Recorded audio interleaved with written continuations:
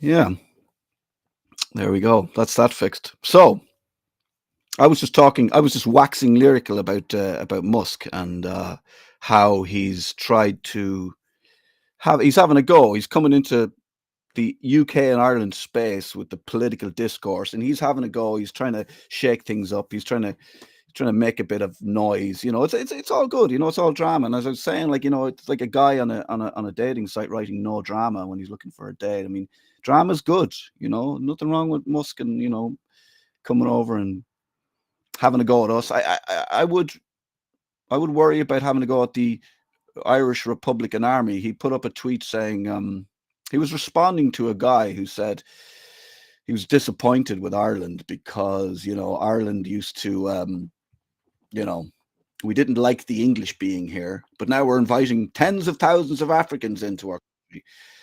I mean, first of all, we're not inviting tens of thousands of Africans into our country. We are inviting some in, and yeah, there's issues around it. But as I said, it's drama. You can't invite people into your country and try and save them from issues. Some are from war-torn countries, some economic crisis, whatever. We're trying to help. There's going to be issues around. There's going to be drama. Drama is life. It's okay. Um, but we're not inviting tens of thousands in. It's kind of like a neighbor, a guy giving out about his neighbor saying that guy's house was burgled and the burglars ransacked his house, and now he's in 2 weeks later he's inviting people in for tea. That's the difference. You know, the English, when they came, we didn't want them here, no, because they were taking our land, roads, water, lakes, seaside. They owned it. They took so much that all we had to eat was potatoes, and they were rotting in the ground, and we couldn't fish and we couldn't hunt because we did that wasn't our that would have been poaching. As the great Trevelyan said, "Oh, that's my corn that I've grown on your land." So that's kind of what the English came in. We didn't want them in. They came in and they did that. But the African people, some of those that were inviting him, were inviting them in.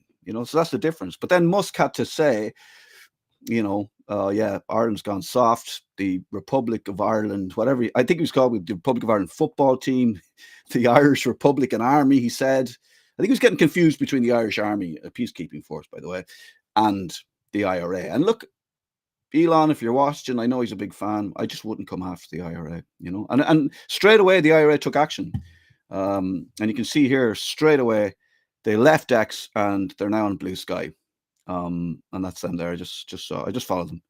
That's the IRA fighting for freedom in jeans, and Manchester United on scooter. So I think Musk will be sorry. I think they were a big draw for X, the IRA, and to lose them to Blue Sky. That's not clever business, Elon. That is not clever business. Just be careful with the IRA. They're like that. They do that kind of thing. Now the wildfires. There's some crazy stuff happened in California, as I mentioned earlier. But you didn't hear me because my mic was off. There's some crazy stuff happening in California. It's the worst, I think, for the A-lister celebrities, as I heard them referred to on the news. What about the B-listers? What about the C-listers? What about the D-listers? How are they? But it's worse for them because they earned enough money, they worked hard enough to put themselves in a position where they lived up in these lovely hills away from all the shite. And now their houses are being burned down. And this is not what they didn't sign up for this. They're not into this kind of thing. They want to be away from all this, separate, including this LA investor who boasted about not paying taxes, and he got savaged over a private firefighter plea. So this entrepreneur was asking for private firefighters to come and save his home. You can see on his profile, he deals in houses. He's an entrepreneur, and he doesn't like paying taxes. He said that himself on his profile. I mean, I just don't think he understands how it works. This is him, Keith Wasserman, great name. He says, does anyone have access to private firefighters to protect our home in Pacific Palisades? That's where all the rich people live, by the way. I need to act fast here. All neighbors, houses burning. We'll pay any amount. Thank you. Well, if you look at his profile, oh no, it's gone. think his profile's gone.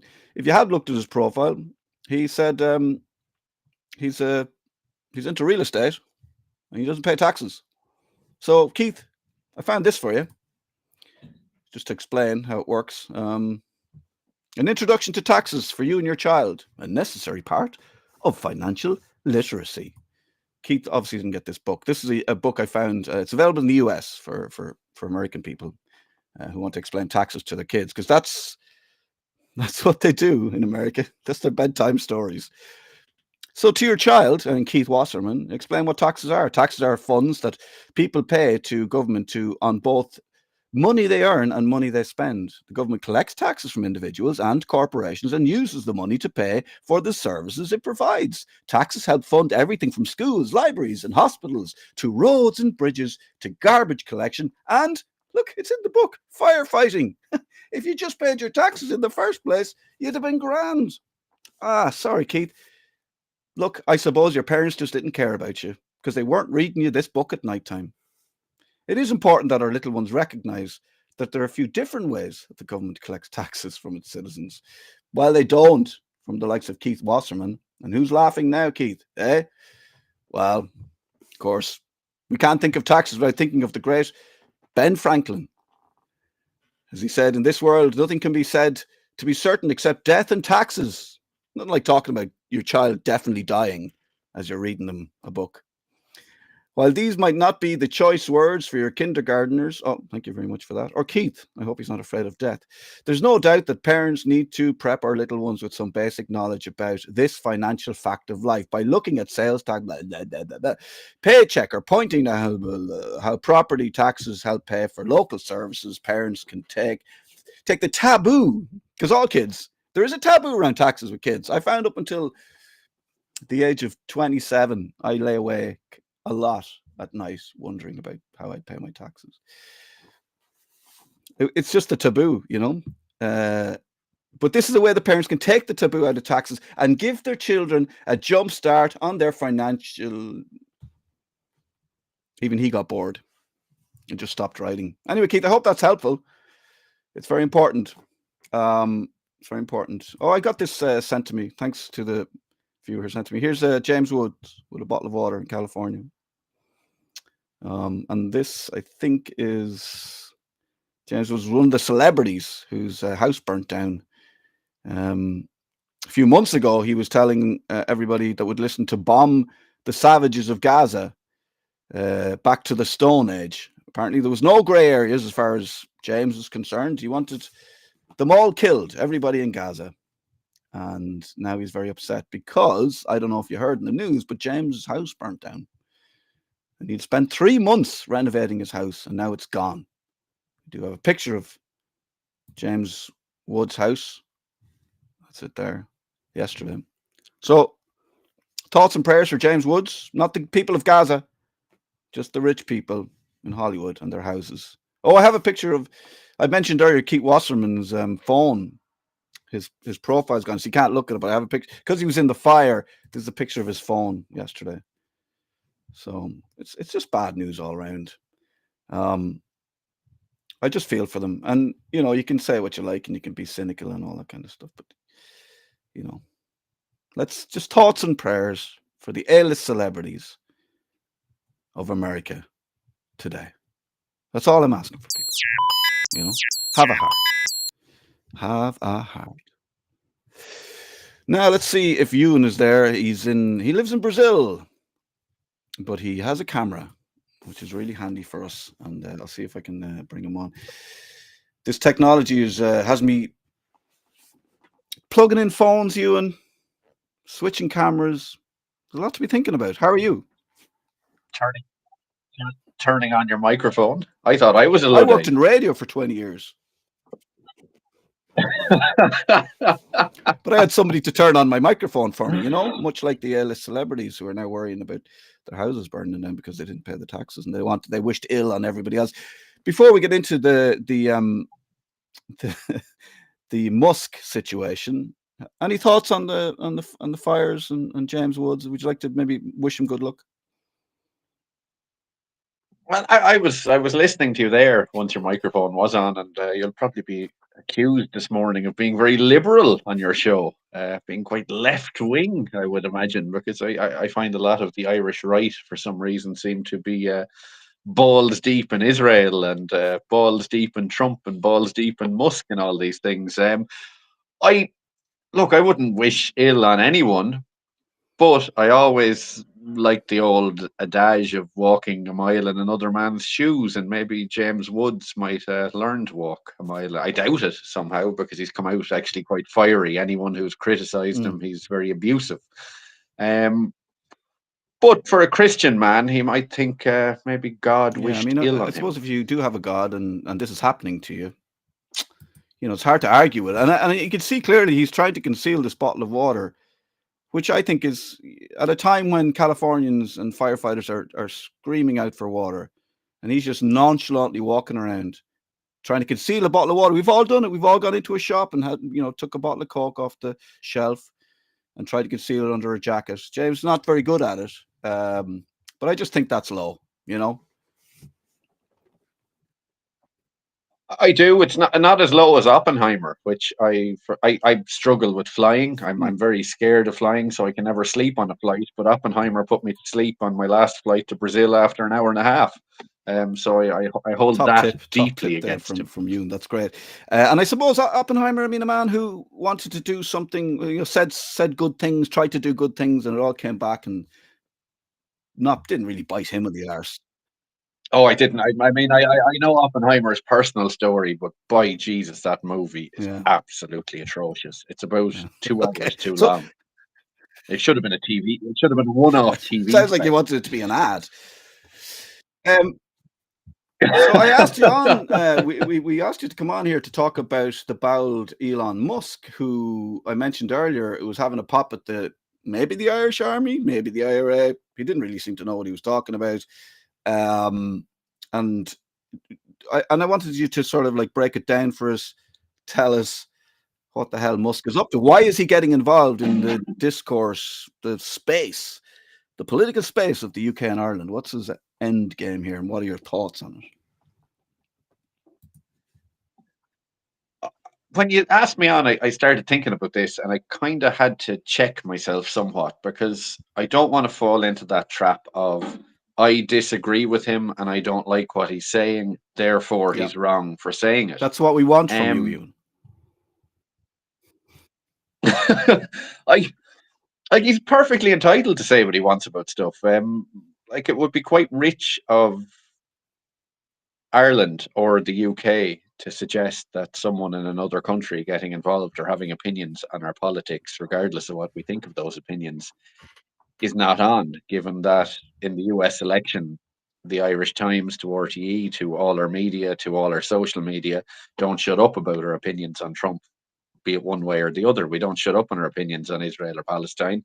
Keir Starmer's Labour Party in the UK sent 1,000 volunteers to campaign for Kamala Harris on the ground in America. And then we talk about... So there's that element of it. There would be the hypocrisy if we dared say, well, how dare he talk about us when we don't stop talking about them. And then there's the second point. He's not... If he was in a political role, if he'd been elected, I guess, and I struggle to kind of formulate why I think this, maybe he might need to be more diplomatic, but he's not an elected official. He's not in government. He might have Donald Trump bent over a barrel, but he's a private businessman who is perfectly entitled to his opinions and to express them. He might be a hypocrite. He might be odious. He might be fidgety. He might be hardline. He might be all those things. But he's, as a free speech advocate, far more than he is, by the way, because that was a front he put up and tricked a lot of people who have this kind of cult around him. He's perfectly entitled to express his opinions on Irish politics, on UK politics, on German politics. Again, it's a well-trodden track, isn't it? That idea of buying up media. We've seen it before. I'm sure you know examples of people who have influenced politics in the past, maybe in the UK, who own newspapers, and are very, obvious in who they support, and whose phones they tap and whose rubbish they go through. And, he's kind of just doing, I'm not saying I agree with him. Hey, God, I mean, I've no skin in the game here, Ewan, but like he's kind of doing to the UK, whatever about Ireland, we're just like, we're just kind of happy-go-lucky bunch over here. But he's doing to the UK what was done to people for years. This is their part of their culture. Well, it's one of those things, Keith, that we keep hearing and it's thrown out, oh, Russia is interfering in elections or this, that, and the other. I mean, you mightn't like the globalist world, but everyone interferes in everyone else's business constantly. I mean, it's not unique. I mean, America has just helped overthrow an elected Romanian president. The Washington Post is owned by Jeff Bezos for his means. The foreign editor of the LA Times resigned a couple of months ago because she wasn't allowed to criticize Israel from on high. I mean, all these interests come, and I mean, as you say, you worked in radio. I've worked in media all my life. All these things are pushed on journalists, kind of sometimes heavy-handedly, sometimes not. But you're told to support certain agendas. You're allowed free rein on other stuff. But if you're a businessman, there are people don't get this. There are two things to become a successful businessman. You have to be a horrible bastard. Number one, I mean, you can't have morals. You're going to trample on people, and that doesn't change when you make millions. And secondly, as a successful businessman, you're going to have agendas, and you're going to push those agendas. Musk is most likely a sociopath. I mean, there's a level of madness about him, dangerous madness about him, far more than Trump, because people keep hearing Trump talk and they get in a fret over it. And I think you always judge Trump on his actions rather than his words because he talks too much. I think Musk having his ear is actually far more dangerous than Trump could ever be by himself. But you see, I never got the cult of Musk, and I don't get the cult of Trump either. I mean, I'm no fan of Joe Biden, didn't like Kamala Harris. I openly said I wanted Trump to win the election because it would amuse me. At least you have a bit of crack, you know what I mean? Changes. Yeah, you could have a laugh, and it kind of always reminds me. Bill Hicks used to do a brilliant skit back in the day when he was still with us, about kind of someone getting elected to the Oval Office on kind of all their principles, and they're going to change this and they're going to do that and the other, and then they get there and there are a bunch of businessmen sitting around smoking cigars, and they show a different angle of the JFK assassination and go, now about those principles. so there's that, and I mean, people are in like Greenland and the Panama Canal. They're all talking about all that stuff now, and see, I don't think he'll do any of it. And they're worried about that. I think Musk is much more dangerous and cold because I think he does stuff. He achieves things, whether you like them or not, and he always does. He's very much a doer. He is, and he's a doer in the kind of latter years of Howard Hughes sort of mold. That there's a kind of a madness about him, which is slightly the last days bothersome. Of Stalin type thing, you know. But then, I mean, did people think he was going to fund Trump to the tune of hundreds of millions of euros and sit back? I mean, he has an agenda. I mean, this is clear. Everyone does, and that's what American politics is. That's what Irish politics is to a far lesser degree. I mean, people who fund these things get what they want. And with Musk and kind of talking on Ireland and stuff, I mean, he clearly hasn't a clue, obviously. I mean, it's like listening to an Irish American in Texas telling you their great grandmother was from Mayo and thinking they have a clue about the Civil War or something. Like he's clearly detached from it. But there's a lot of Irish people who are scared to go against him because they're just everything he says is right. And I always said in wanting Trump to win the election, for example, I said, if you don't hold him to the same standards you held Biden, then this is just kind of church stuff. And already they're kind of trying to make excuses for him, and they're trying to make excuses for Musk, and they're even playing dumb on Irish politics or German politics or British politics. I mean, as you said in your intro, I mean, we both have issues with our immigration policy, but he's simplifying it down to a level. And I think he's a bit of a coward as well, because I remember he had a go at Israel. Was it last November? And it shows actually, with just to move slightly onto something else, just very briefly. it kind of shows the power of the Israeli lobby, that the richest man on earth, who slightly had to go at Israel for killing people, within 2 weeks was on his knees in a yarmulke, kissing the ground in Auschwitz and hosting a podcast with Ben Shapiro, or a press conference with Ben Shapiro. It really shows the level of control they have, because after he kind of had that slight go about Palestine, IBM were pulling stuff, Twitter was in trouble, he was losing money on investments, Tesla was in trouble. So as much as we see him as the most powerful man on earth, he really isn't. I mean, there is one all-consuming power on the earth, and it is the Israeli lobby. I think I have a picture of the Israeli lobby here, if I can just find it here. It looks very similar to James Wood's house when it burnt down. That's it there. Here's a picture of James Woods trying to put out the fire. Yeah, look, I mean, the thing about it is the people that have the power, you won't know what they're not Elon Musk. You're not going to know what they look like. And if you want to know, because people, I spent a lot of time asking myself, why is nobody doing anything about Gaza? Why is nobody stepping in? Why are we not why is there not an army going in there just like firing back towards Israel? Because, well, look what Elon Musk had to do after he slightly spoke out. Yeah, and I don't think people realize the extent of the power they have. I find it quite funny them coming after Ireland, but they won't go after Spain, for example, or South Africa and pulling their embassy here. But because they're bullies, they go after the little guy, and they have all these threats. We're scrappy though, Ewan. We're scrappy. Have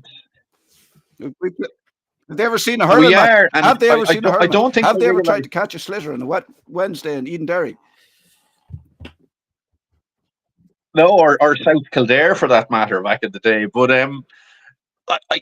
it's funny because I don't think they're used to people who take the piss out of themselves. Like I saw they came up with this thing, Palestinian, thinking it was going to be some sort of insult, and because we ran with it, they didn't know what to do. We thought this is great. It was just more like of the that. Time Blur called Oasis Quo Oasis because they said they sounded like Status Quo, and Oasis were delighted. Bring it on, I say. Ewan, I'm going to leave it there because I've got Philip and Al waiting in the wings, hopefully, and now my mic is working. I hope people can hear me. How do I sound, by the way? How's my voice? Beautiful. Stunning. Much like Status Quo. Hey, listen, whatever you want, Ewan, I shouldn't have done that. Listen, I'll let you go. Thank you very much. And watch out. Been a pleasure. Talk to you soon. Yeah, be good. Behave yourself in Brazil there, you madman. I'll do my best. Philip. There he is. How are you keeping? I'm good. I'm good now that my mic is on and working. I had it off for about 5 minutes at the start, I believe.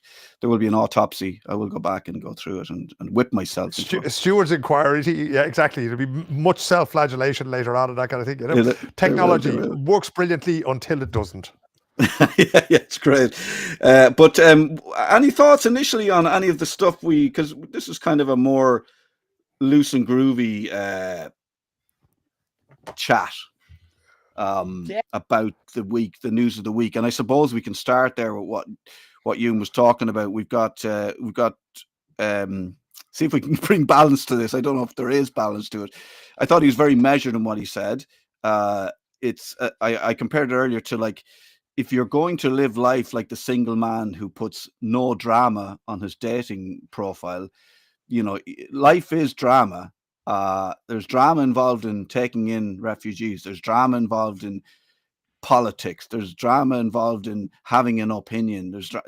Life is drama. And if you're trying to avoid drama, if you're shocked and horrified about people like Musk saying things, you might as well throw your hat at it. I think Al is going to join us now as well. What do you think, Philip? And then we'll have a chat with Al. Yeah, it's an interesting one. I mean, I often say about things like this, if you're surprised by something, you probably haven't been paying attention. So a lot of what's been happening especially over this week, if you look at a couple of things like, what Musk was saying about the alternative for Germany and, what he's been doing online, and then what's happening with content moderation, Facebook and that kind of thing. None of these things are really surprising because these people have told us who they were a long time ago. And we've seen now since the American presidential election ended and Donald Trump won that, they're going to get in line for the next next 4 years, because quite simply, there's money to be made. And regardless of whether you're going to make money out of Trump or not, you have to survive it. And they are business people, and that's what they're doing. So, we can have all the conversations we like about discourse and, the online town square and that kind of thing. But at the end of the day, we kind of just have to get through it and see how we're going to navigate it. But there's nothing wrong with Musk coming over. And as I said to Ewan, he's kind of just doing what Murdoch has been doing using his media to, he's got an agenda. Yeah, he's got stuff to say. Yeah, he's got opinions. Yeah, some of them are out there and crazy and bonkers. And he doesn't know much about Irish history. And, but we've all read headlines in the Sun. We've all looked. My favorite headline is it's my favorite. I can't remember. Freddie Starr ate my hamster. There is a lot of nonsense in media, and it always has been so. And people who own media use it to, spread the word, spread their opinion. There's nothing different. But if you go back to the man who gave us the greatest prize in journalism is called the Pulitzer Prize, right? But Pulitzer was famous for buying a newspaper in New York, and at the time they were called the Yellow Press, not because the pages were yellow, but because there was a cartoon in New York newspapers called the Yellow Kid, and that was, it went from one newspaper to the other, and it was basically, the sort of the Luis Figo from Barcelona to Real Madrid transfer of its day kind of thing, But what Pulitzer did, along with the other newspaper owners there, was that he started to write in what we would know as a tabloid style. So there was lots of crime, and if it bleeds, it leads, and that kind of thing. So there's always been an instance of not just media owners using a paper as a platform, but also using the gory details, because that's what sells. I remember being at the top of a hotel there's a place called Torni in Helsinki in Finland, and I remember sitting in the bar upstairs arguing with another journalist about that. I don't have a whole lot of time for tabloids. I would be much more in terms of okay, direct facts, and let's talk about what this is kind of thing. But it sells. People are interested in it, and that's where you get this thing of one thing that Musk says. Again, I think you mentioned earlier the broadcast before I was on, Keith, about the IRA, and that Musk doesn't quite know the difference between the Irish Republican Army and Óglaigh na HÉireann, which is the Irish Armed Forces. The state's army, so to speak. But it doesn't matter because it just creates ripples.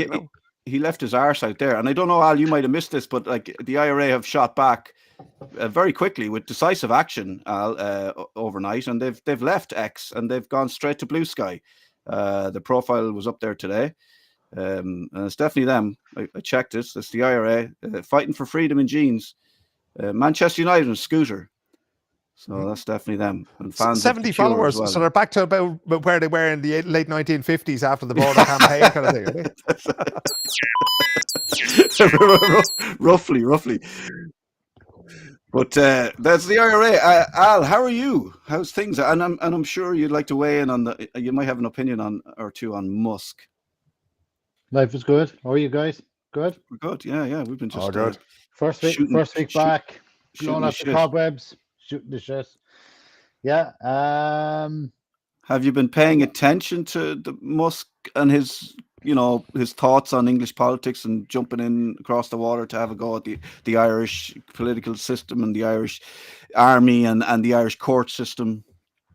Yeah, I think what's interesting is not only what he's saying directly, but it's the ancillary stuff, right? The stuff that's happening kind of that's circling that, which is Andrew Tate identifying himself as the unofficial Prime Minister of the UK, right? Okay, you've got a few kind of faction groups sitting beneath that are, I guess, openly. Is it not Robinson? No, I thought he was. Well, he's one of them, right? But ultimately, Andrew Tate literally did a full kind of spiel on it, taking questions and all this stuff, right? But I think it's kind of falling in line with, if you look at the hate speech kicking in the front door of pensioners in the UK, you've got the attacks. I mean, you have to kind of look at it from the perspective of, and I know I'm banging this drum for quite some time. There's a demonstrative failing in media in reporting, which opens up a vacuum where it's an enabler for Musk to be able to step in. I mean, for a guy like that, who's a very successful guy, he's got a history of setting up stuff that's high scale and high growth, and he's not afraid to upset people. I mean, when a guy like him and of his profile sees and can witness a political opportunity and the landscape is shifting, I mean, he's going to step in there. And if it's not him, it's going to be somebody else. I mean, it's such a shit show at the moment, right? I mean, the commentary, it's not that difficult to manipulate it in terms of people where they are right now in terms of dismay, disappointment, unsettlement. We've got stuff happening in LA. Hollywood is burning. Literally everybody, we're going to cover it in a while, but everybody's on with the A-listers was like, what about the firefighters? What about the people that, are left in their homes? I mean, like it's just another display of the demonstrative failure of what we now have is a class system of reporting. It's now a class level, right? So everybody's looking at the shit show up here, right? The sideshow, when the reality is it's taking away from the actual issues that's happening beneath, which is why we've started this, right? Nobody's actually fucking talking to the people. What do you want? What's actually happening to you on a daily basis? What is the macroeconomic climate doing to you on a micro level, right? Okay. And this is what's happening. And it's a demonstrative failure of society and of a democracy to see what's fucking happening, right? And it's literally top percent hijacking the show across all the facets, politically, on the journalistic level, reporting, media, technology, information. So we're in that fucking information matrix, right? And this is just another result of that. Like, it's literally at this stage, if I can use a very facetious term, right? Do you remember years ago, the hand that rocks the cradle rocks the world? Yeah. It's the hand that owns the fucking social media at the moment rocks the world, right? That's it. So why are we so surprised? I mean, purchased the platform, took it over, rebranded it, brought in, you can say whatever the hell you want in it, and then systematically countries started bringing in, political unrest, and they started enforcing law of hate speech, arresting people. I mean, it's like we're sleepwalking into this at this stage. It's fucking obvious.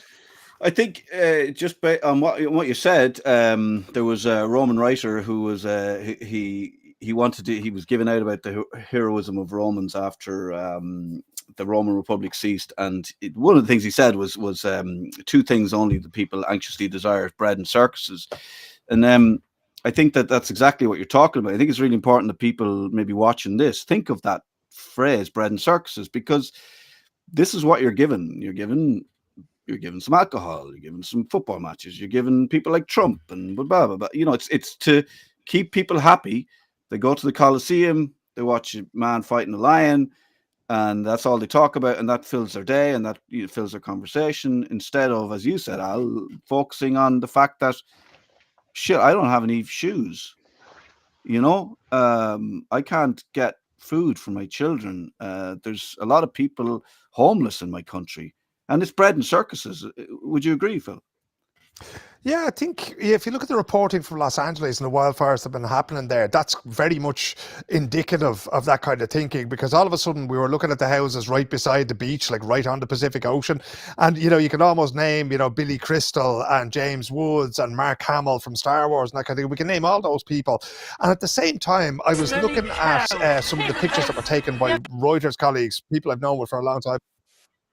And they were out taking pictures in Los Angeles over the last couple of days.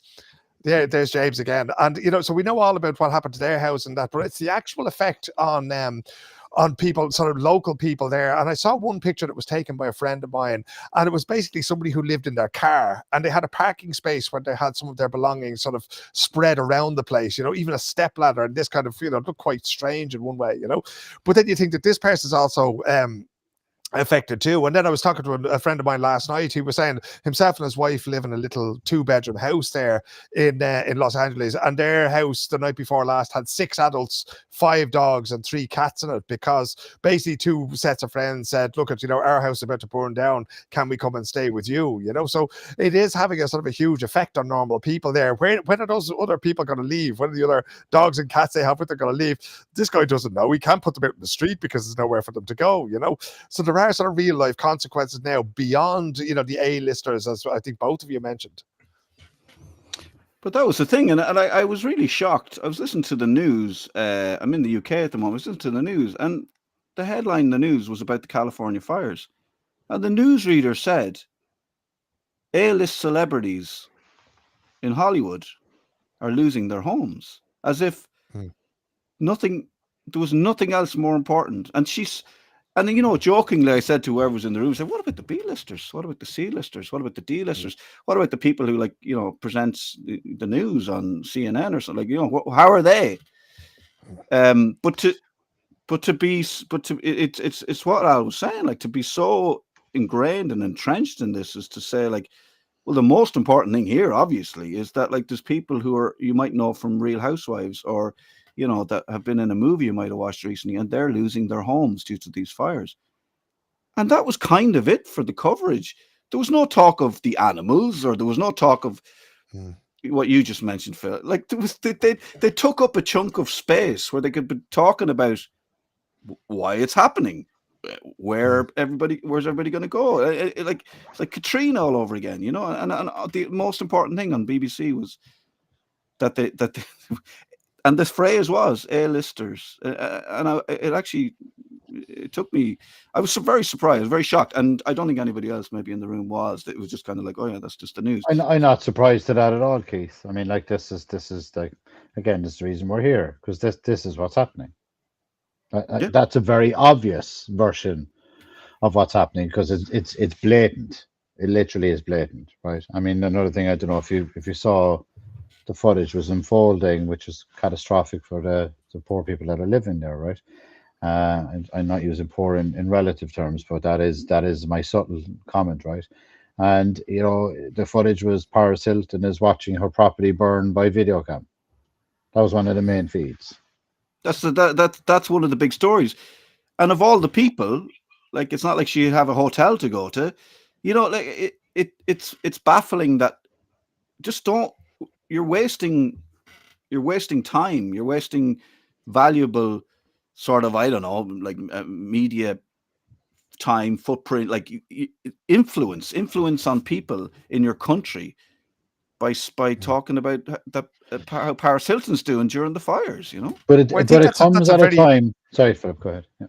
Yeah, no, I was just going to say there, lads, that that's the thing, that we're missing out on an opportunity to discuss why these things are happening, right? We're missing out on the opportunity to discuss, okay, do the LA Fire Department have what it takes to deal with fires like this? Clearly not.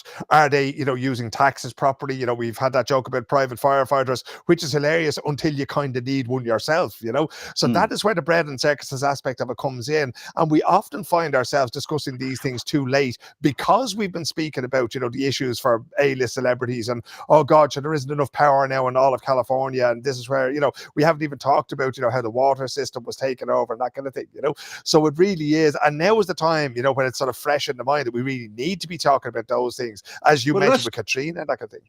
But let's talk about it, because I'm only learning as it happens, but apparently all of the water in California is owned by 2 companies, and you're paying your taxes for water, but now if you need water to put out your fire, you have to pay again or higher. It's kind of like America has found itself in this perfect storm. It's a firestorm, but it's a shit storm because of the way they've set themselves up. The people owning water, it's dystopian. But that was one of the more interesting things. And I think it was one of the unions in America, or certainly one of the labor organizations in America. They put out a video that's about 8 minutes long this morning. Maybe we can stick it in the show notes when we put out the podcast a little bit later on. But it spoke about how control was taken over the water system in California in particular, and how it worked prior to that, and then how it was sort of, in a very sort of backroom deal. It was taken from public ownership and put into private ownership.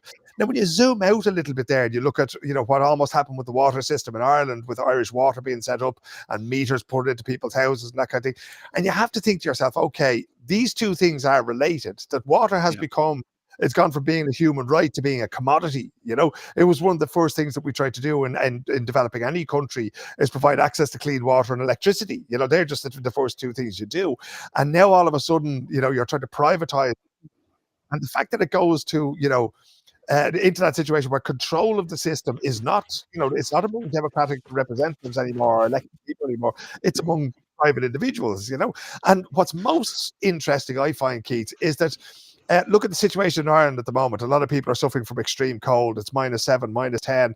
You can see, as somebody who's lived in a cold country for a long time, they're driving around with sort of diggers to move the snow and that kind of thing when you need snow plows. Ireland isn't set up for that. So there's a load of changes coming about through climate. And you have to ask yourself, who's going to profit from these things? Who's going to provide the things that people need? Protection from fire, water, all these things in the future. They're the things that are up for grabs in society at the moment. Well, that's it, isn't it? Like you're talking about civil rights, and that's a big thing for us here.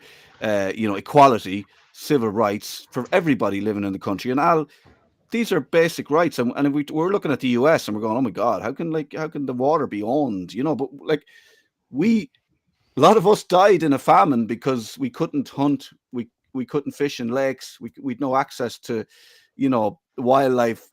All we had, we literally, someone from the UK might say, are so thick, they just tried to keep eating potatoes. We had no access to anything else because everything was essentially privatized. We've gotten away from that. Do we want to go back to that? And we do, Al, have to keep an eye on these things because water is a basic human right. And once we let that go, where are we? And we're being distracted and not thinking about it.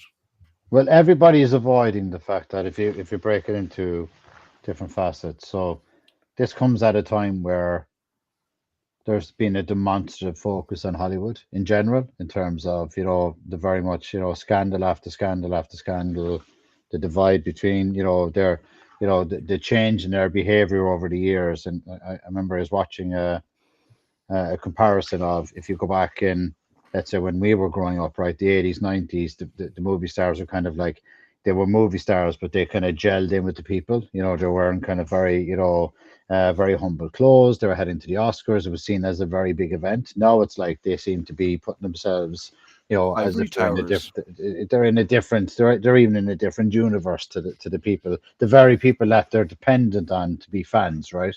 Okay, and they feel they can blatantly do everything. So then if you look at that, that's all been happening. But yes, people still have not learned a thing, right? They're still looking at the glory of us, the A-listers are impacted. But if you have actually pared on beneath it and look at it, people do not want to admit that there's a vulnerability to this.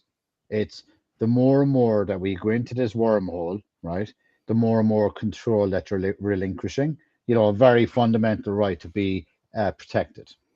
Let's just take that as a side, right? Where you have, in the event of a disaster, an unforeseen disaster, that you're dependent upon that city or county or country or state to have the facilities in place to react to an emergency, right? So if we'll take that at its height, it's certainly from my perspective, the first time in history I've seen, I've witnessed somebody coming out and saying, we have 0% control and containment of this. 0, right? If you said that in the business where you were in, your business was risk, everybody would be fired and you'd be fucking assassinated, right?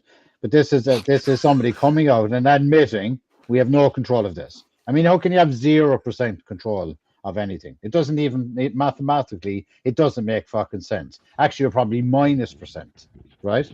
Then you drill underneath. Then we're listening to these ridiculous snippets of the fire chief was more concerned about diversity in this. There was no water in the hydrants. There was no, people hadn't been trimming their hedges, so they left the forage grow, which added to it. The water was diverted to save a fish. I mean, the whole thing is ridiculous, right?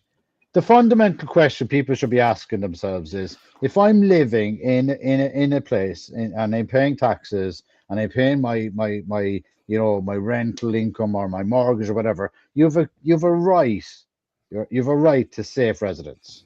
Okay. Yeah. And the responsibility is with that official, right, the mayor or whatever you want to call them, right, to make sure that their citizens are protected in the event of stuff going wrong.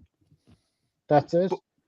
And we're on a global failure of that at the moment. And you go back to point. So it's not just the fire, guys. There's people freezing to death. There's homelessness off the chart. There's countries being attacked.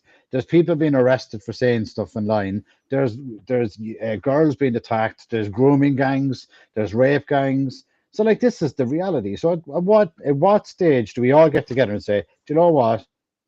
I'm fucking sick of this.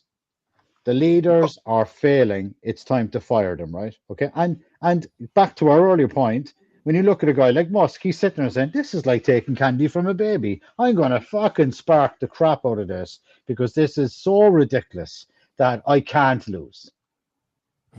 But we have this, but yes, the government are failing. But then you've got this idea that like, that's a kind of a bit of a show, isn't it? The guy with the suit walking into 10 Downing Street or into Parliament and he's going, yeah, I'm just off to do my job. You know, he could open his briefcase and be like 2 white bread sandwiches in there and like a magazine, the Beano magazine or something. Because that looks like show business, as in like who is actually calling the shots. And I'm not a conspiracy theorist by any, sense of the word, but you do have to wonder, is that more of the circus? Is that more of the show? I would guess you say yes. I'm going to speak to that. I'm probably going to say something that's so unpopular, which I'm not afraid of doing, as you know, right? It's a safe space. I think that genuinely the majority of politicians go into that role with best intentions, and they are actually trying to do something effective and be useful until they get into the system. That's my opinion. That once they get into that system, you're kind of sitting there and you look around saying, fuck, like, what am I going to do here? This is a fucking, as you said, a circus. I'm either going to join the monkeys or I'm going to join the tightrope. But either way, this is too big a problem for me to solve. Yeah. But you look at like the lads from Kerry coming up from Cork, the 2 brothers, and and just like they're having the absolute crack, like they own the whole town down there, and they're like they have their paddy caps on, and they're talking. And Who's that now? The lads from Killorglin, like they built the Cork to Kerry Road, right? The paths in Killorglin are magnificent, pristine. I believe their next job is actually building one back again.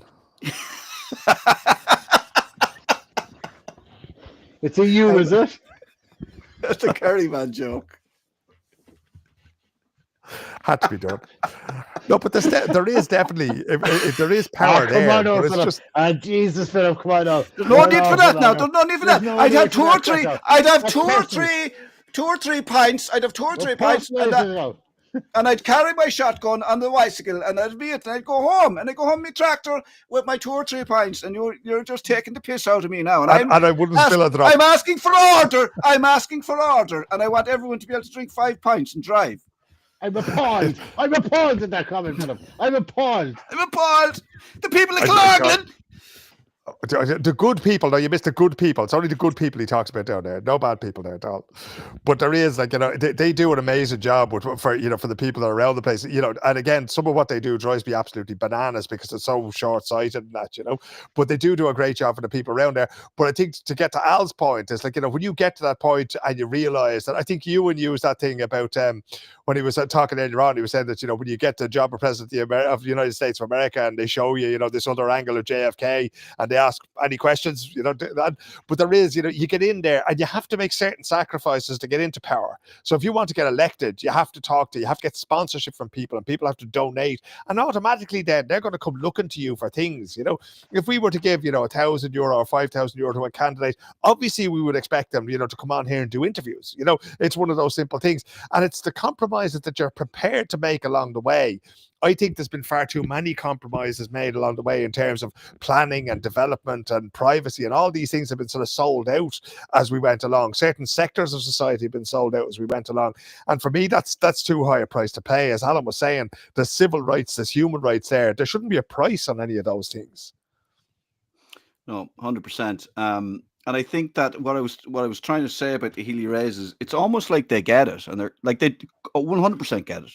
And they're going, almost like Musk going, this is like fucking, like, this is like we're just going to go in there, play the game, make, cause a rumpus every now and then, get a few headlines, go back to Killorglin, do what the people of Killorglin want us to do, and, wherever that area in Kerry, and get elected again. And then just carry on buying pubs, and I'm not giving out about them, but I'm saying they have seen the show, they saw the script, and they're doing their bit, and they're happy as Larry. And I doubt do very well at it. I doubt that Jackie's as mad as he seems. You know, that's his character, and that's an example of how to play the system. So, you know, I mean, they're not at home giving out about it. They're in there making hay out of it. You know what I mean? I just think that it's a good example of how the whole thing works. They've seen it. They're cute. They're from Kerry, and they're playing the game. I know, Al, you'd have an aversion now to me saying that people from Kerry are smart. You know, so apologies.